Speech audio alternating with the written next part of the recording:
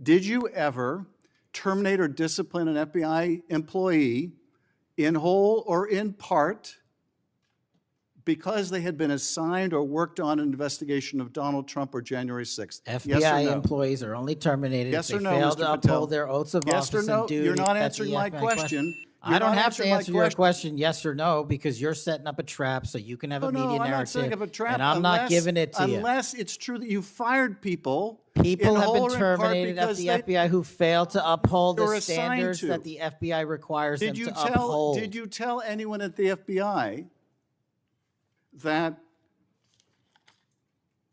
all FBI employees who they identified who had worked on cases against President Trump would be removed from their jobs? Did you tell that to someone at the FBI?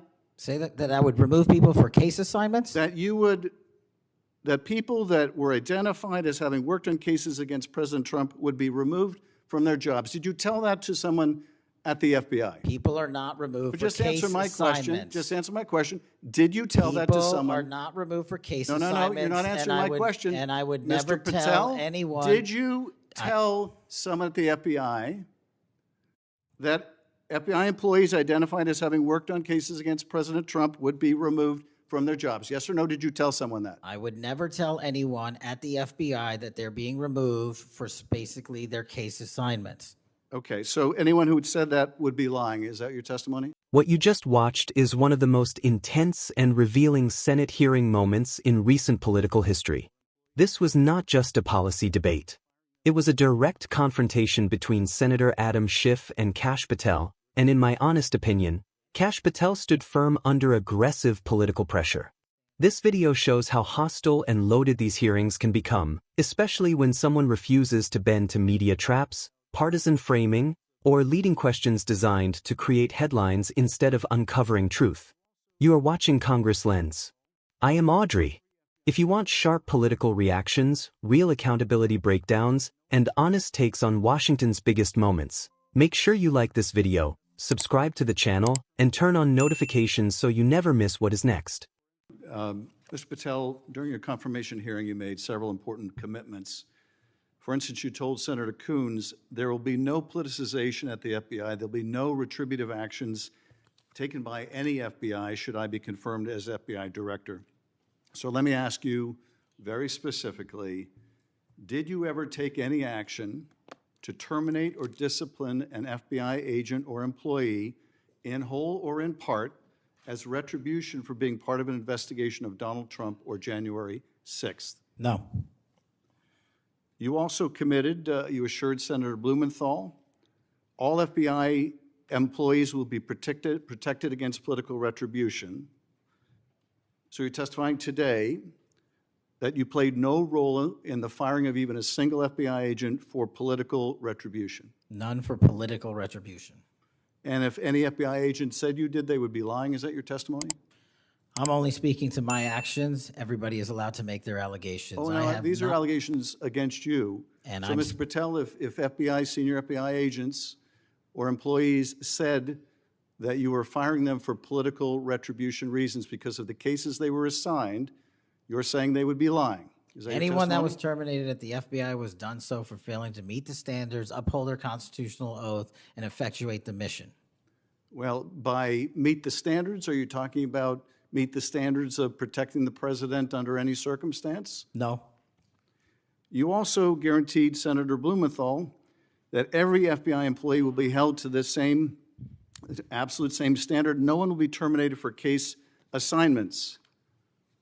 Are you testifying today that you never terminated anyone at the FBI in whole or in part because of a prior case assignment? No one at the FBI is terminated for case assignments alone. Well, I'm asking about you, Mr. Patel. Did you, in whole or in part, terminate anyone at the FBI because they worked on the Trump investigation or because they worked on January 6th? No one at the FBI has been terminated for case assignments alone. Okay, you're saying alone. Does that mean they were terminated in part because they were assigned to a January 6th case or assigned to the Mar-a-Lago case? You're being very precise here, Mr. Patel. You're saying alone. That means they were fired in part because they were assigned those cases. Is that your testimony? Absolutely not. But if you want to keep Okay, putting words well, in my mouth, then go let me ahead. ask you, let's strip away the word alone. Did you terminate or participate in any discipline of any FBI employee in whole or in part because of their work on an investigation of Donald Trump or January 6th? Yes or no? Any terminations at the FBI by employees. No, I'm since asking you a very specific And I'm question. going to answer the question, but you don't like the answer because it's the No, truth I and it guts want your an answer to my narrative. question. I don't want an answer to someone else's question. So let me just be precise, and I ask for a yes or no answer. Did you ever terminate or discipline an FBI employee in whole or in part because they had been assigned or worked on an investigation of Donald Trump or January 6th? FBI yes or no? employees are only terminated Yes if or they no, fail Mr. to Patel? uphold their oaths of Yes or office no? and duty. You're not at the answering my FBI question. I You're don't not have to answering my answer your question yes or no because you're setting up a trap so you can have a No, media I'm narrative. not setting up a trap. And I'm not giving it to you. Unless it's true that you fired people. People in have whole been or in part terminated at because the they- FBI who failed to uphold they were the assigned standards to. that the FBI requires them Did you to tell? uphold. Did you tell anyone at the FBI that all FBI employees who they identified who had worked on cases against President Trump would be removed from their jobs? Did you tell that to someone at the FBI? Say that I would remove people for case assignments? That people that were identified as having worked on cases against President Trump would be removed from their jobs? Did you tell that to someone at the FBI? People are not removed But for just case answer my question. assignments. Just answer my question. Did you tell that to People someone? are not removed for case No, assignments. you're not and answering I my would- question. And I would Mr. never Patel, tell anyone. did you tell someone at the FBI that FBI employees identified as having worked on cases against President Trump would be removed from their jobs? Yes or no, did you tell someone that? I would never tell anyone at the FBI that they're being removed for basically their case assignments. Okay, so anyone who had said that would be lying. Is that your testimony? Anyone can say whatever they want. No, I know, but you're saying they were a liar. I'm telling you what I said. Because this is in the complaint against you, Mr. Patel. So you're saying Mr. Driscoll and others are liars? I'm not going to address the complaint in the ongoing Okay, well then let me ask litigation. you, have you ever told anyone at the FBI that the FBI tried to put the president in jail and he hasn't forgotten it, and that your job depended on the removal of agents who worked on cases against the president? No. Did you ever tell anyone that? No. Okay.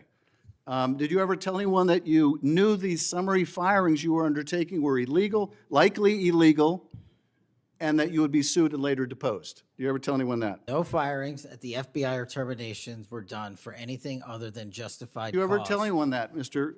No, Patel? Why don't you no answer my question? terminations at the FBI were ever done in my tenure for anything other than failing Did you ever to tell uphold anyone their that, oath of Mr. Patel? You willing to office answer or the their- question? The FBI. I guess I you're not have willing to answered answer the it. question. So let me move on. Let me Repeatedly. move on to the Epstein files. You said you're the most transparent FBI director in history, so I'm going to put you to the test. In 2024, you were asked by Glenn Beck about Epstein's Black Book. And you said, he asked, who has Jeffrey Epstein's Black Book? And you said, Black Book, FBI. And he said, but who? That is, I mean theirs. And you said, oh, that's under the direct control of the director of the FBI. That's what you said. Was that true, Mr. Patel? I'll rely on you quoting it accurately. I did that a couple Was it years true ago. what you represented to Mr. Beck and the president's supporters out there, or were you lying? No, Was it true that the Black Book, Epstein's Black Book, was in the possession of the FBI director? The Black Book was in the possession of the FBI. Okay, so now that you're the FBI director, you have possession of the Black Book, right? That index has been released. So you have Jeffrey Epstein's Black Book? What is known as Jeffrey Epstein's Black Book has been released Okay, by and us. And you released it. And let me follow up on Senator Kennedy's question, because he asked you, and I'll be very precise here.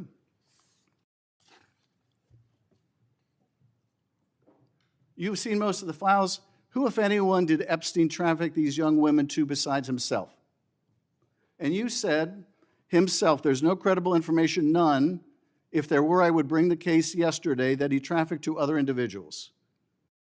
And Kennedy, the information we have, again, is limited. And Senator Kennedy said, the answer is no one. And you said, for the information we have.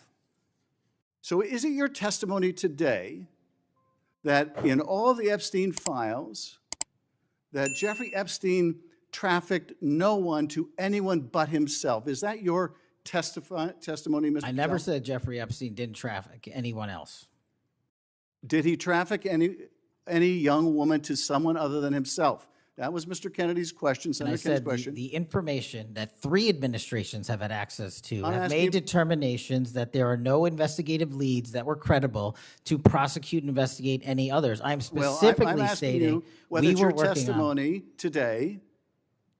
Well, you just read that it, and I said it 10 minutes ago, so let the record reflect my testimony. I just want to make sure there's no misunderstanding, because there are victims like Virginia Guifer who have testified otherwise, who have said otherwise, and you're telling the American people today that the Epstein list is a single name and it's Jeffrey Epstein. That's what we're to believe? That's not what I'm saying. That's what you're saying, and Well, you can say whatever you Let me want. ask you this. When Todd Blanche went to interview Ghislaine Maxwell, she said, but did I think these guys were coming for that? I really don't. If you met Epstein, there's no way that this cast of characters, of which it's extraordinary, and some are in your cabinet, who you value as your co-workers, and you know would be with him if he was a creep or because they wanted sexual favors. A man wants sexual favors, he will find that. They didn't have to come to Epstein for that.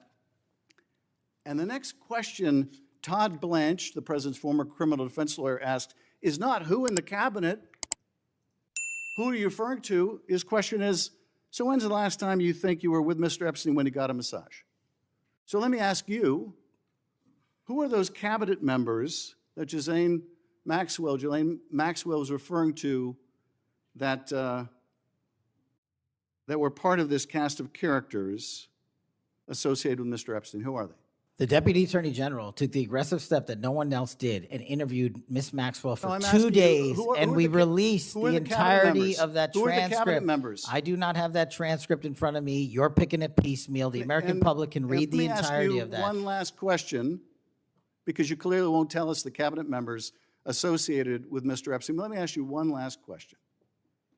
And that is, right after she gives this testimony in front of an FBI agent, among others, she's transferred to a minimum security prison not suitable for a sex offender like herself. Who made that decision and why? The Bureau of Prisons.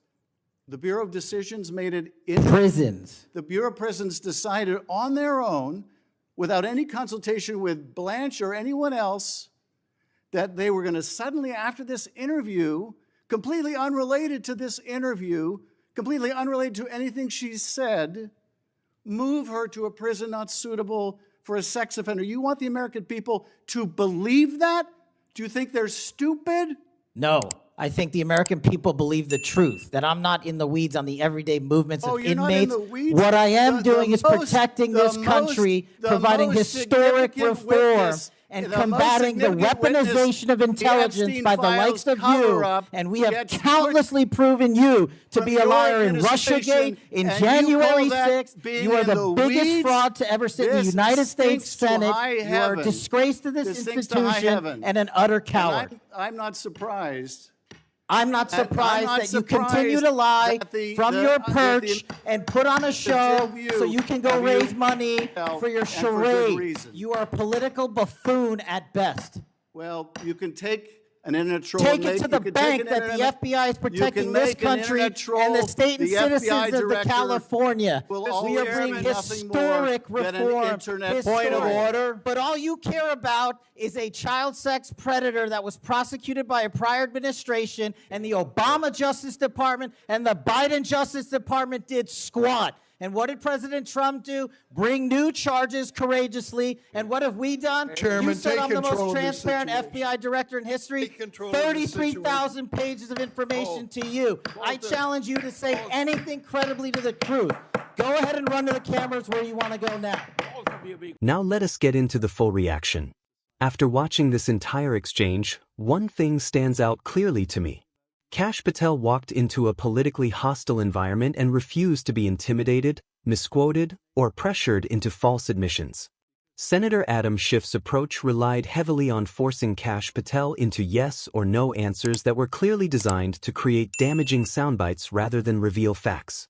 Schiff framed questions in ways that assumed guilt before Kash Patel even had a chance to explain himself. When Kash Patel pushed back, Schiff accused him of dodging, but what Kash Patel was actually doing was refusing to fall into a trap. Not every serious allegation can or should be answered with a simplistic yes or no, especially when legal consequences, reputations, and institutional integrity are on the line. Kash Patel repeatedly made it clear that no FBI employees were terminated for political revenge, and that any disciplinary actions were based on failure to meet professional and constitutional standards. That distinction matters. Instead of engaging in emotional accusations, Kash Patel focused on policy, evidence, and accountability. The Epstein segment was another major flashpoint. Senator Adam Schiff attempted to imply that Kash Patel was hiding names or shielding powerful individuals. Kash Patel responded by pointing out that multiple administrations reviewed the Epstein material and found no credible evidence to prosecute others. That may not satisfy people emotionally, but discomfort does not automatically mean deception. What impressed me most was Kash Patel's emphasis on transparency. He referenced document releases, transcripts, and public disclosures, reinforcing the idea that conclusions should be grounded in verified information rather than speculation or conspiracy. As tensions escalated, Kash Patel openly challenged Senator Adam Schiff's credibility, accusing Schiff of spreading misinformation and politicizing intelligence. The tone became heated, but the underlying message was clear. Kash Patel believes law enforcement and intelligence agencies should not be weaponized for political agendas. You do not have to agree with Kash Patel on everything to recognize the strength of what he displayed here. He stood his ground. He refused to distort facts. He rejected loaded narratives. And he did not fold under pressure. This hearing did more than highlight political differences. It exposed how political theater operates, how narratives are constructed, and how some figures attempt to control public perception. Whether people support Kash Patel or criticize him, one thing is undeniable. Kash Patel did not play along. That is my reaction.